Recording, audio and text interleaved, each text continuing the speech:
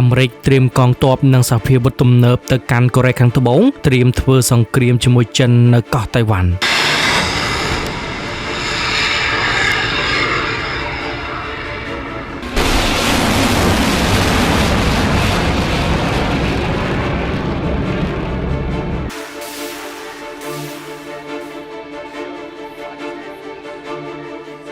កងកម្លាំងអាមេរិកដែលឈរជើងនៅកូរ៉េខាងត្បូងនឹងពង្រីកវិសាលភាពប្រតិបត្តិការរបស់ពួកគេហួសពីអបទ្វីបកូរ៉េដើម្បីកសាងប្រព័ន្ធត្រៀមខ្លួនសម្រាប់គ្រាអាសន្នរបស់តៃវ៉ាន់ខណៈដែលទីក្រុងវ៉ាស៊ីនតោនកំពុងស្វែងរកការបង្កើនការទប់ស្កាត់របស់ខ្លួនមិនត្រឹមតែប្រឆាំងនឹងកូរ៉េខាងជើងប៉ុណ្ណោះទេប៉ុន្តែថែមទាំងប្រឆាំងនឹងប្រទេសចិនដែលមានការតាំងចិត្តកាន់តែខ្លាំងឡើងផងដែរដោយបើយោងតាមសារព័ត៌មាន Nikkei Asia ដែលបានចេញផ្សាយនៅថ្ងៃទី7 ខែមករាឆ្នាំ2026លោកឧត្តមសេនីយ៍ Bronson មេបញ្ជាការកងកម្លាំងសហរដ្ឋអាមេរិកប្រចាំនៅកូរ៉េបានមានប្រសាសន៍នៅក្នុងវេទិកាមួយក្នុងទីក្រុងសេអ៊ូលនៅថ្ងៃទី5 ខែមករាថាកូរ៉េមិនមែនគ្រាន់តែឆ្លើយតបទៅនឹងការគំរាមកំហែងនៅលើឧបទ្វីបនោះទេដោយបន្ថែមថាខ្លួនកំពុងស្ថិតនៅចំណុចប្រសពនៃតុល្យភាពអំណាចនៅអាស៊ីអេសានដោយផ្អែកលើសម្ព័ន្ធភាពសហរដ្ឋអាមេរិកកូរ៉េខាងត្បូងបេសកកម្មចម្បងរបស់កងកម្លាំងសហរដ្ឋអាមេរិកគឺដើម្បីទប់ស្កាត់កូរ៉េខាងជើង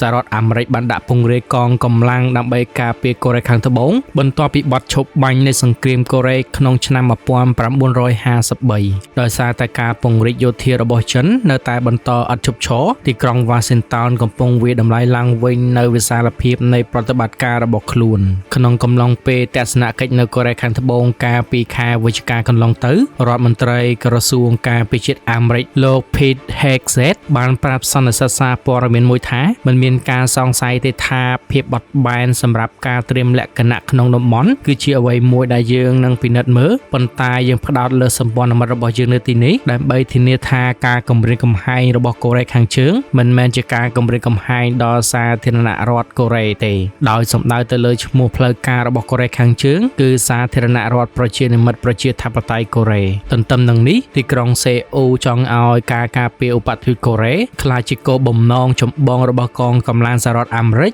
ហើយមានការព្រួយបារម្ភថាទីក្រុងវ៉ាស៊ីនតោននឹងបញ្ជូនកងទ័ពរបស់ខ្លួនទៅកាន់ប្រទេសទី3គួរឲ្យដឹងដែរថាមូលហេតុនៃការបង្កើនភាពបត់បែននៅលើឧបទ្វីបនេះគឺដោយសារតែទីក្រុងវ៉ាស៊ីនតោនមានការព្រួយបារម្ភកាន់តែខ្លាំងឡើងថាឧបទ្វីបហេតុបន្ទាន់មួយទាក់ទងនឹងកោះតៃវ៉ាន់កំពុងក្លាយទៅជាលទ្ធភាពពិតប្រាកដមួយនៅក្នុងរបាយការណ៍ប្រចាំឆ្នាំរបស់ខ្លួនស្ដីពីអំណាចយោធារបស់ប្រទេសចិនដែលចេញផ្សាយកាលពីថ្ងៃទី23 ខែធ្នូកន្លងទៅនោះក្រសួងការពារជាតិសហរដ្ឋអាមេរិកបាននិយាយថាយោធាចិនកំពុងសម្រេចបាននូវវឌ្ឍនភាពជាលំដាប់ឆ្ពោះទៅរកការកសាងអរិយាប័ត្រមួយដែលអាចធ្វើឲ្យខ្លួនឈ្លានពានតៃវ៉ាន់នៅឆ្នាំ2027ក្នុងនោះកងទ័ពសហរដ្ឋអាមេរិកមានប្រមាណ 28,000 នាក់កំពុងឈរជើងនៅក្នុងប្រទេសកូរ៉េខាងត្បូងដោយមានទីស្នាក់ការកណ្ដាលក្នុងទីក្រុងព្យុងថេចម្ងាយប្រមាណ70 គីឡូម៉ែត្រពីភាគខាងត្បូងនៃទីក្រុងសេអ៊ូលតាក់ទងនឹងភូមិសាស្ត្រប្រទេសនេះមិនត្រឹមតែនៅជិតកូរ៉េខាងជើងប៉ុណ្ណោះទេប៉ុន្តែថែមទាំងនៅជិតប្រទេសចិននិងកោះតៃវ៉ាន់ផងដែរមិនតែប៉ុណ្ណោះលោក Bronson បានចង្អុលបង្ហាញកាលពីខែវិច្ឆិកាថាទីតាំងភូមិសាស្ត្ររបស់កូរ៉េខាងត្បូងផ្ដល់ឲ្យកូរ៉េនៅសមត្ថភាពពិសេសមួយក្នុងការជះឥទ្ធិពលដល់អប្រកួតប្រជែងជាច្រើនភាគខាងជើងឆ្ពោះទៅកាន់សាធារណរដ្ឋប្រជាមានិតកូរ៉េខាងជើងនិងភាគខាងលិចឆ្ពោះទៅកាន់ប្រទេសចិនលោកបានពន្យល់ថាកងកម្លាំងសហរដ្ឋអាមេរិកអាចជាឧបសគ្គដល់បញ្ជាការកងទ័ពជើងទឹកភាគខាងជើងរបស់ចិនដោយប្រើប្រាស់ដែនទឹកនៅឆ្នេរសមុទ្រភាគខាងលិចនៃប្រទេសកូរ៉េខាងត្បូងបន្ថែមពីលើនេះកងកម្លាំងទ័ពអាកាសសហរដ្ឋអាមេរិកបានដាក់ពង្រាយយន្តហោះគ្មានមនុស្សបើក MQ-9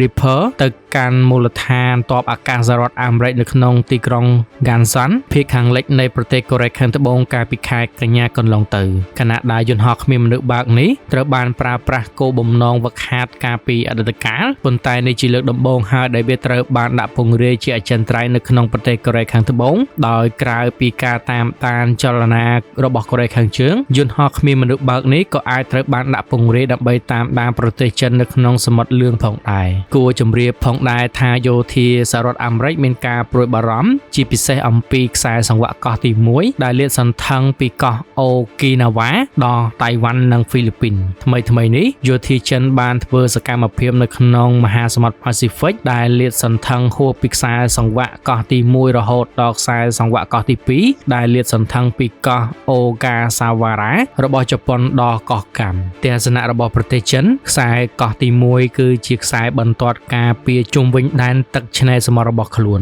ចំពោះសហរដ្ឋអាមេរិកវាបម្រើជាខ្សែបន្ទាត់មួយដើម្បីទប់ស្កាត់ប្រទេសចិនពីការឈានទៅមុខចូលទៅក្នុងសមុទ្រប៉ាស៊ីហ្វិកមន្ត្រីយោធាអាមេរិកម្នាក់បានសង្កត់ធ្ងន់ថាកូរ៉េខាងត្បូងនឹងក្លាយទៅជាយុទ្ធការដ៏ល្អមួយតាមបណ្ដោយខ្សែកោះទី1ដើម្បីរក្សាកប៉ាល់ចិនឲ្យស្ថិតនៅក្នុងការត្រួតពិនិត្យនិងការពារពួកគេពីការចេញចូលសមុទ្រសូមរំលឹកថារដ្ឋបាលលោកត្រាំបានអនុម័តការសាងសង់នាវាមុជទឹកនុយក្លេអ៊ែររបស់កូរ៉េខាងត្បូងមន្ត្រីប្រតិបត្តិការជាន់ខ្ពស់របស់កងទ័ពជើងទឹកអាមេរិកម្នាក់ដែលបានទៅទស្សនកិច្ចនៅកូរ៉េខាងត្បូងនៅចុងឆ្នាំមុនបានលើកឡើងថាទូនាទីរបស់នាវាមុជទឹកនុយក្លេអ៊ែរនេះគឺជាការរំពឹងទុកថាពួកវានឹងត្រូវបានប្រើដើម្បីគ្រប់គ្រងប្រទេសចិនក្នុងនោះដើម្បីកាត់បន្ថយបន្ទុករបស់ខ្លួននៅក្នុងសន្តិសុខអាស៊ីបូព៌ាសហរដ្ឋអាមេរិកបានដាក់សម្ពាធទៅលើប្រទេសជប៉ុនដើម្បីឲ្យបង្កើនការចូលរួមយុទ្ធសាស្ត្រសន្តិសុខជាតិដែលបម្រើជាគោលការណ៍ណែនាំសម្រាប់គោលនយោបាយសន្តិសុខនឹងត្រូវបានចេញផ្សាយកាលពីខែមុនបានកំណត់ខ្សែសង្វាក់កោះដំបូងជាខ្សែការពារនិងបានអំពាវនាវឲ្យប្រទេសជប៉ុនបង្កើនការចំណាយលើការការពារជាតិផងដែរគួររំលឹកឲ្យដឹងផងដែរថាប្រទេសចិនបានធ្វើសមយុទ្ធបាញ់គ្រាប់ពិតជុំវិញកោះតៃវ៉ាន់ដោយផ្ទាល់ក្នុងគោលបំណងបិទផ្លូវកំពង់ផែសំខាន់របស់កោះខណៈដែលសមយុទ្ធមានឈ្មោះថាបេសកកម្មយុទ្ធធរ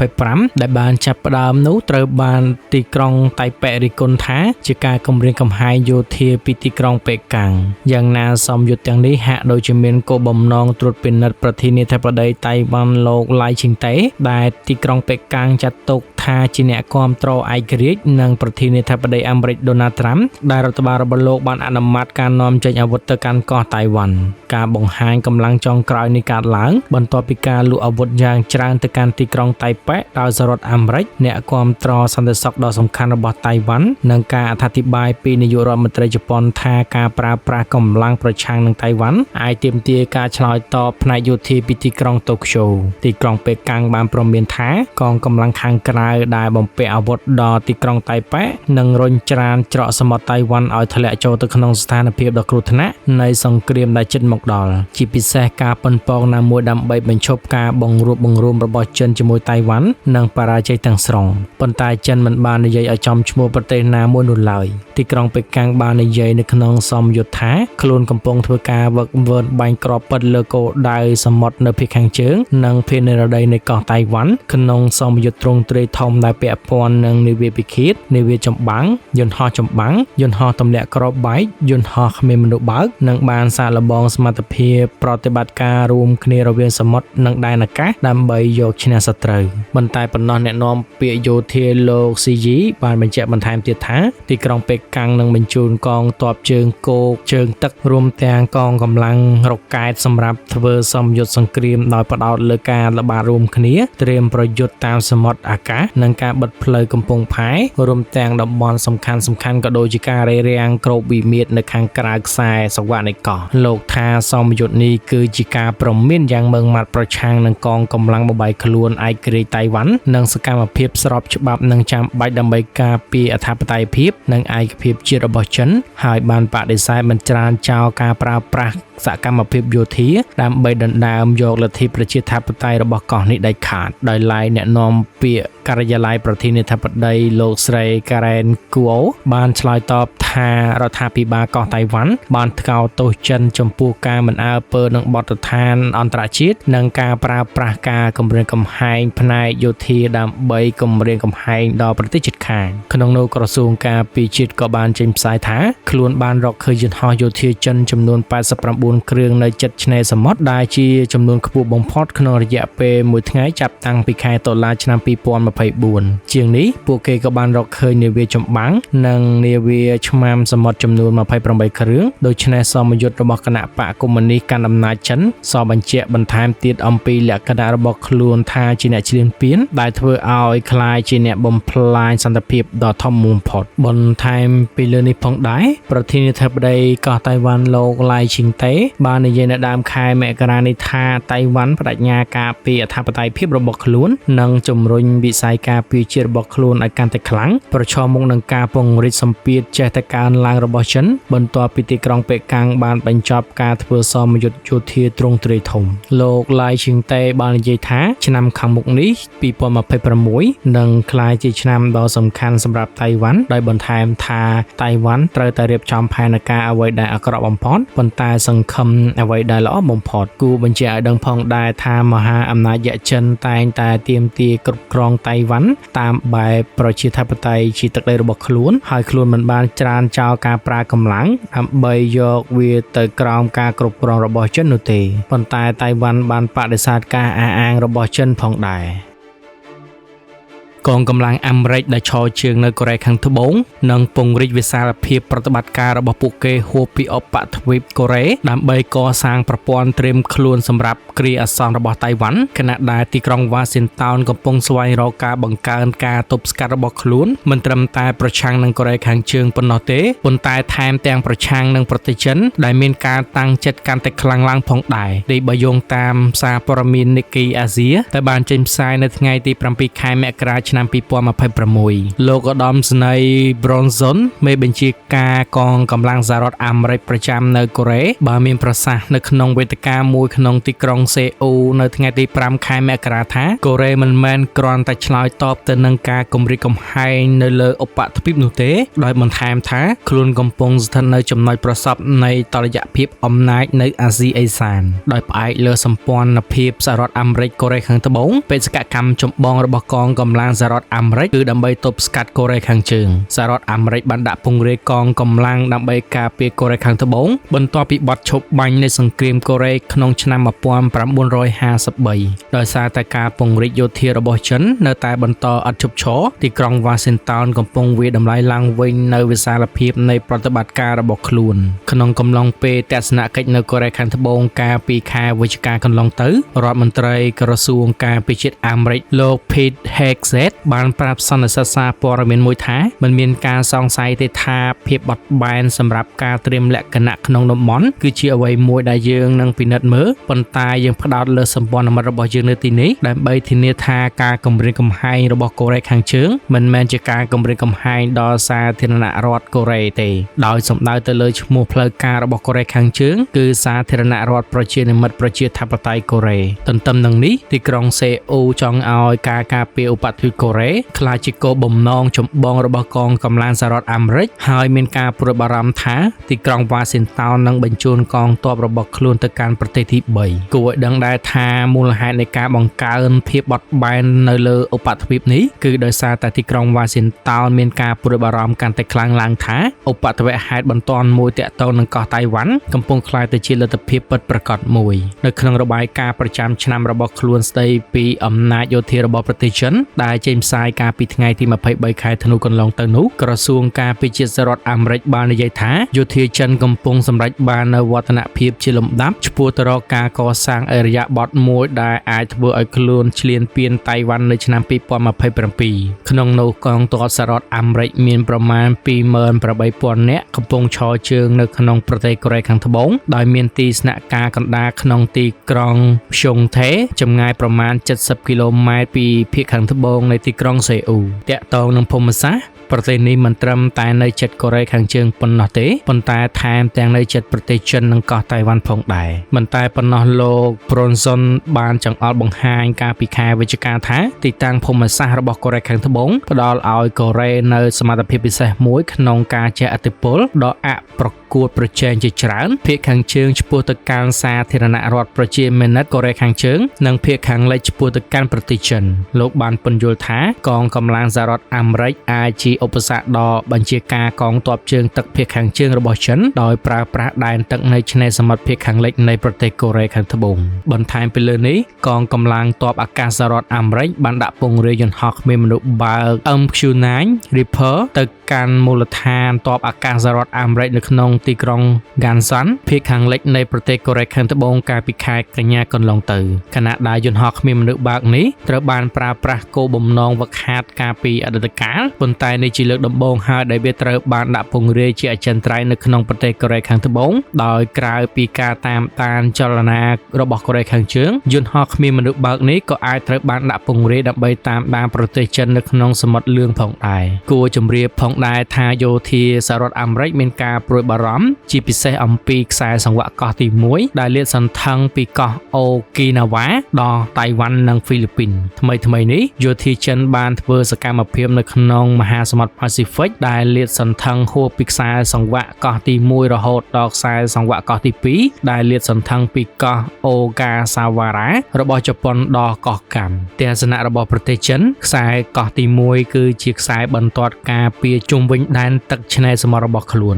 ចំពោះសហរដ្ឋអាមេរិកវាបម្រើជាខ្សែបន្ទាត់មួយដើម្បីទប់ស្កាត់ប្រទេសចិនពីការឈានទៅមុខចូលទៅក្នុងសមុទ្រប៉ាស៊ីហ្វិកមន្ត្រីយោធាអាមេរិកម្នាក់បានសង្កត់ធ្ងន់ថាកូរ៉េខាងត្បូងនឹងក្លាយទៅជាយុទ្ធការដ៏ល្អមួយតាមបណ្ដោយខ្សែកោះទី1ដើម្បីរក្សាកប៉ាល់ចិនឲ្យស្ថិតនៅក្នុងការត្រួតពិនិត្យនិងការពារពួកគេពីការចេញចូលសមុទ្រសូមរំលឹកថារដ្ឋបាលលោកត្រាំបានអនុម័តការសាងសង់នាវាមួយទឹកនុយក្លេអ៊ែររបស់កូរ៉េខាងត្បូងមន្ត្រីប្រតិបត្តិការជាន់ខ្ពស់របស់កងទ័ពជើងទឹកអាមេរិកម្នាក់ដែលបានទៅទស្សនកិច្ចនៅកូរ៉េខាងត្បូងនៅចុងឆ្នាំមុនបានលើកឡើងថាទូនាទីរបស់នាវាមួយទឹកនុយក្លេអ៊ែរនេះគឺជាការរំពឹងទុកថាពួកវានឹងត្រូវបានប្រើដើម្បីគ្រប់គ្រងប្រទេសចិនក្នុងនោះដើម្បីកាត់បន្ថយបន្ទុករបស់ខ្លួននៅក្នុងសន្តិសុខអាស៊ីបូព៌ាសហរដ្ឋអាមេរិកបានដាក់សម្ពាធទៅលើប្រទេសជប៉ុនដើម្បីឲ្យបង្កើនការចូលរួមយុទ្ធសាស្ត្រសន្តិសុខជាតិដែលបម្រើជាគោលការណ៍ណែនាំសម្រាប់គោលនយោបាយសន្តិសុខនឹងត្រូវបានចេញផ្សាយកាលពីខែមុនបានកំណត់ខ្សែសង្វាក់កោះដំបងជាខ្សែការពារនិងបានអំពាវនាវឲ្យប្រទេសជប៉ុនបង្កើនការចំណាយលើការការពារជាតិផងដែរគួររំលឹកឲ្យដឹងផងដែរថាប្រទេសចិនបានធ្វើសមយុទ្ធបាញ់គ្រាប់ពិតជុំវិញកោះតៃវ៉ាន់ដោយផ្ទាល់ក្នុងគោលបំណងបិទផ្លូវកំពង់ផែសំខាន់របស់កោះខណៈដែលសមយុទ្ធមានឈ្មោះថាបេសកកម្មយុទ្ធធរ2025ដែលបានចាប់ផ្ដើមនោះត្រូវបានទីក្រុងតៃប៉េរិះគន់ថាជាការគំរាមកំហែងយោធាពីទីក្រុងប៉េកាំងយ៉ាងណាសមយុទ្ធទាំងនេះហាក់ដូចជាមានគោលបំណងត្រួតពិនិត្យប្រធានាធិបតីតៃវ៉ាន់លោកឡៃឈីងតេដែលទីក្រុងប៉េកាំងចាត់ទុកថាជាអ្នកគាំទ្រឯករាជ្យនិងប្រធានាធិបតីអាមេរិកដូណាល់ត្រាំដែលរដ្ឋបាលរបស់លោកបានអនុម័តការនាំចេញអាវុធទៅកាន់កោះតៃវ៉ាន់ការបង្ហាញកម្លាំងចុងក្រោយនេះកើតឡើងបន្ទាប់ពីការលក់អាវុធយ៉ាងច្រើនទៅកាន់ទីក្រុងតៃប៉េដោយសហរដ្ឋអាមេរិកអ្នកគាំទ្រសន្តិសុខដ៏សំខាន់របស់តៃវ៉ាន់និងការអត្ថាធិប្បាយពីនាយករដ្ឋមន្ត្រីជប៉ុនថាការប្រើប្រាស់កម្លាំងប្រឆាំងនឹងតៃវ៉ាន់អាចទាមទារការឆ្លើយតបផ្នែកយោធាពីទីក្រុងតូក្យូទីក្រុងប៉េកាំងបានព្រមានថាកងកម្លាំងខាងក្រៅដែលបំពាក់អាវុធដល់ទីក្រុងតៃប៉េនឹងរុញច្រានច្រកសមុទ្រតៃវ៉ាន់ឲ្យធ្លាក់ចូលទៅក្នុងស្ថានភាពដ៏គ្រោះថ្នាក់នៃសង្គ្រាមដែលជិតមកដល់ជាពិសេសការប៉ុនប៉ងណាមួយដើម្បីបញ្ឈប់ការបង្រួបបង្រួមរបស់ចិនជាមួយតៃវ៉ាន់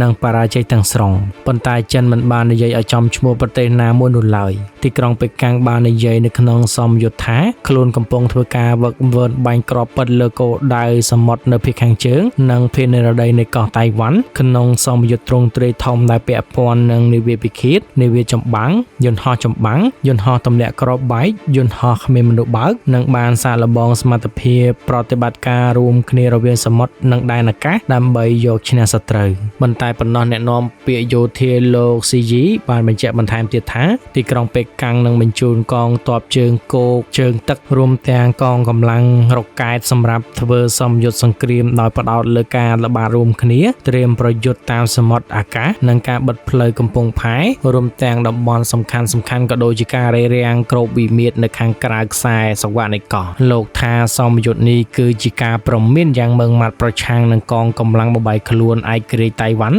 និងសកម្មភាពស្របច្បាប់និងចាំបាច់ដើម្បីការពារអធិបតេយ្យភាពនិងឯកភាពជាតិរបស់ចិនហើយបានបដិសេធមិនច្រានចោលការប្រើប្រាស់សកម្មភាពយោធាដើម្បីដណ្ដើមយកលទ្ធិប្រជាធិបតេយ្យរបស់កោះនេះដាច់ខាតដោយឡែកអ្នកនាំពាក្យការិយាល័យប្រធានាធិបតីលោកស្រី Karen Kuo បានឆ្លើយតបថារដ្ឋាភិបាលកោះតៃវ៉ាន់បានថ្កោលទោសចិនចំពោះការមិនអើពើនឹងបទដ្ឋានអន្តរជាតិនិងការប្រើប្រាស់ការគម្រាមកំហែងផ្នែកយោធាដើម្បីគម្រាមកំហែងដល់ប្រទេសជិតខាងក្នុងនោះក្រសួងការពារជាតិក៏បានចេញផ្សាយថាខ្លួនបានរកឃើញយន្តហោះយោធាចិនចំនួន89គ្រឿងនៅជិតឆ្នេរសមុទ្រដែលជាចំនួនខ្ពស់បំផុតក្នុងរយៈពេលមួយថ្ងៃចាប់តាំងពីខែតុលាឆ្នាំ2024ជាងនេះពួកគេក៏បានរកឃើញនាវាចម្បាំងនិងនាវាឆ្មាំសមុទ្រចំនួន28គ្រឿងដូច្នេះសមយុទ្ធរបស់គណៈបកកុម្មុយនីសកាន់អំណាចចិនសបញ្ជាក់បន្ថែមទៀតអំពីលក្ខណៈរបស់ខ្លួនថាជាអ្នកឈ្លានពានដែលធ្វើឲ្យคล้ายជាអ្នកបំផ្លាញសន្តិភាពដ៏ធំបំផុតបន្ថែមពីលើនេះផងដែរប្រធានាធិបតីកោះតៃវ៉ាន់លោកឡៃឈីងតេបាននិយាយនៅដើមខែមករានេះថាតៃវ៉ាន់បដិញ្ញាការពារអធិបតេយ្យភាពរបស់ខ្លួននិងជំរុញវិស័យការពារជាតិរបស់ខ្លួនឲ្យកាន់តែខ្លាំងប្រឈមមុខនឹងការពង្រីកសម្ពាធចេះតែកើនឡើងរបស់ចិនបន្ទាប់ពីទីក្រុងប៉េកាំងបានបញ្ចប់ការធ្វើសមយុទ្ធយោធាទ្រង់ទ្រាយធំលោកឡៃឈីងតេបាននិយាយថាឆ្នាំខាងមុខនេះ2026នឹងក្លាយជាឆ្នាំដ៏សំខាន់សម្រាប់តៃវ៉ាន់ដោយបន្ថែមថាតៃវ៉ាន់ត្រូវតែរៀបចំផែនការអ្វីដែលអាក្រក់បំផុតប៉ុន្តែសង្ឃឹមអ្វីដែលល្អបំផុតគូបញ្ជាក់ឲ្យដឹងផងដែរថាមហាអំណាចយក្សចិនតែងតែទាមទារគ្រប់គ្រងតៃវ៉ាន់តាមបែបប្រជាធិបតេយ្យជាទឹកដីរបស់ខ្លួនហើយខ្លួនមិនបានច្រានចោលការប្រើកម្លាំងដើម្បីយកវាទៅក្រោមការគ្រប់គ្រងរបស់ចិននោះទេប៉ុន្តែតៃវ៉ាន់បានបដិសេធការអះអាងរបស់ចិនផងដែរ